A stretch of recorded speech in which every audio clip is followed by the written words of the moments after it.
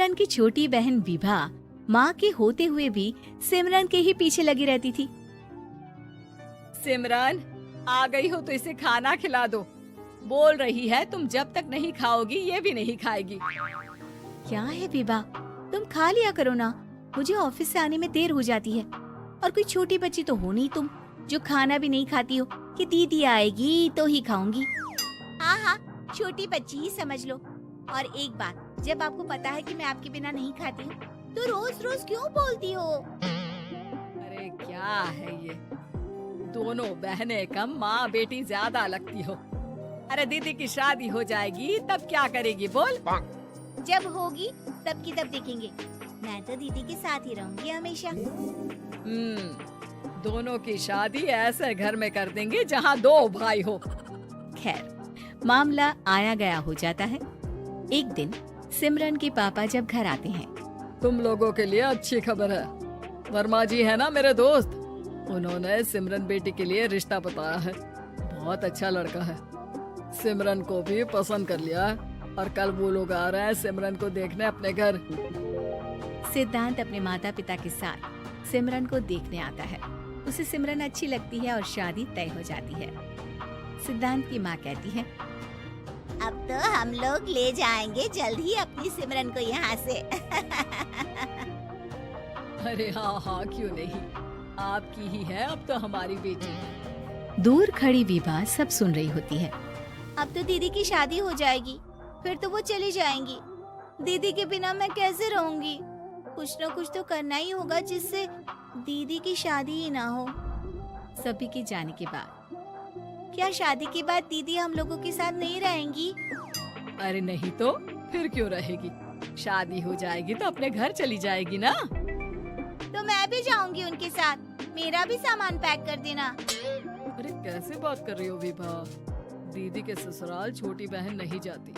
हाँ, कभी कभी जाकर मिलाना और रोज फोन पर भी बात कर लेना, ठीक है? नहीं पापा, आप तो जानते हैं मैं दीदी के बिना खाना भी नहीं खाती, ना ही मुझे उनके बिना नींद आती है। सिमरन बहन की बात सुनकर इमोशनल हो जाती है। अगले दिन से विभा खाना खाना छोड़ देती है। लोगों के लाख समझाने के बाद भी विभा ना खाती है ना ही सोती है। अंत में हार मानकर सिमरन सिद्धांत से मिलती है। सिद्धांत, मेरे मम्मी पापा ने बचपन से ही विभा और मुझे साथ रखा। वो मुझसे बहुत जुड़ी है। मुझे उसकी टेंशन रहेगी शादी के बाद, क्योंकि वो मेरे बिना नहीं रह सकती है। अरे ये तो छोटी सी बात है, वो हम लोगों के साथ हमारे घर में रह सकती है। जब उसकी अकल आ जाएगी या वो समझ जाएगी कि तुम्हारा घर वो नहीं बल्कि ये है, तो हम उसे घर छोड़ आएंगे, ठीक है? सिमरन खुश हो जाती है क्योंकि वो यही चाहती थी। वो माँ पिता से बात कर लेती है। अरे कैसी बात कर रही हो सिमरन, भला बेटी के ससुराल में हम छोटी बहन को कैसे भेज दे? जमाना क्या कहेगा? अरे तो पागल हो गया है, मना कर दे। इस शादी में इन लोगों का तो ये चलता ही रहेगा। कभी बहन यहाँ आ रही है, कभी वो बहन के पास जा रही है। अरे शादी हो रही है, कोई मजाक थोड़ी ना हो रहा है ना बाबा ना। माँ कैसी बात कर रही हो?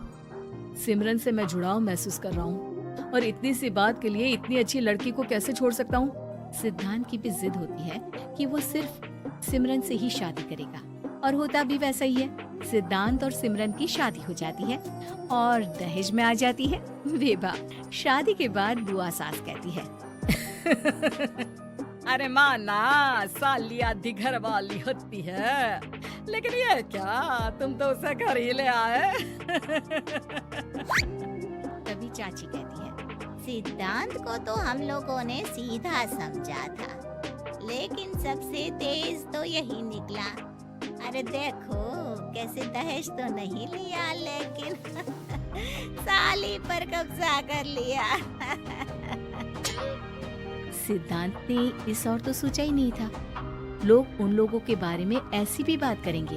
वो वहाँ से चला जाता है और चुपचाप अपने कमरे में लेट जाता है। क्या हुआ सिद्धांत, तुम अचानक से परेशान हो गए, कोई बात है क्या? अरे नहीं नहीं, वो थक गया था ना, शादी की सारी तैयारी और रस्मों के बीच, सोच रहा हूँ थोड़ा आराम कर लूँ। हाँ ठीक है, आप लेट जाइए, मैं विभा का बेड लगा देती हूँ जमीन पर। क्या वो यहाँ सोएगी? हाँ, बताया तो था कि उसे नींद नहीं आती मेरे बिना। तो तुम आराम से लेटो ऊपर, हम लोग नीचे बिछा लेते हैं। अरे नहीं नहीं, तुम दोनों आराम से लेटो ऊपर, मैं माँ पापा के रूम में जा रहा हूँ। सिद्धांत वहाँ से दूसरे कमरे में चला जाता है जहाँ सिद्धांत के पिता उससे कहते हैं, क्या बात है बेटा, तू उस कमरे में क्यों नहीं सो रहा?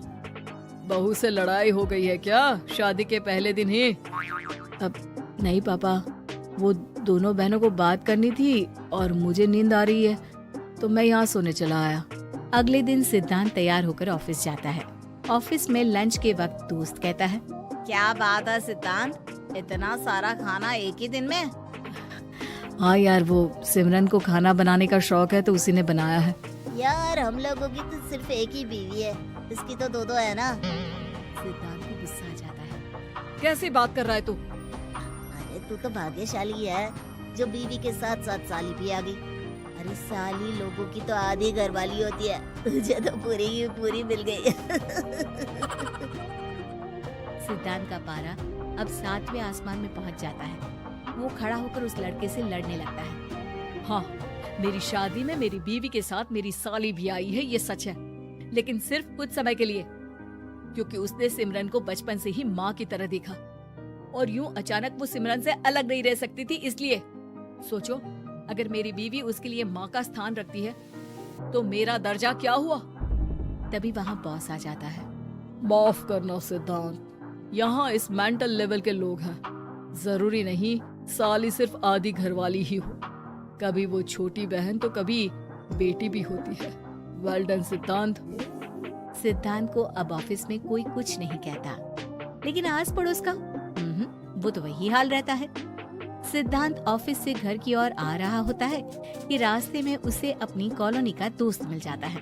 क्या बात है, चेहरे की चमक बता रही है, शादी से बड़ा खुश है तू, क्यों? हाँ यार, अच्छी लड़की और अच्छा परिवार मिलना कहाँ होता है जल्दी आजकल। यार हमें भी दिला देना ऐसा परिवार जहाँ एक के साथ एक फ्री की स्कीम चल रही हो।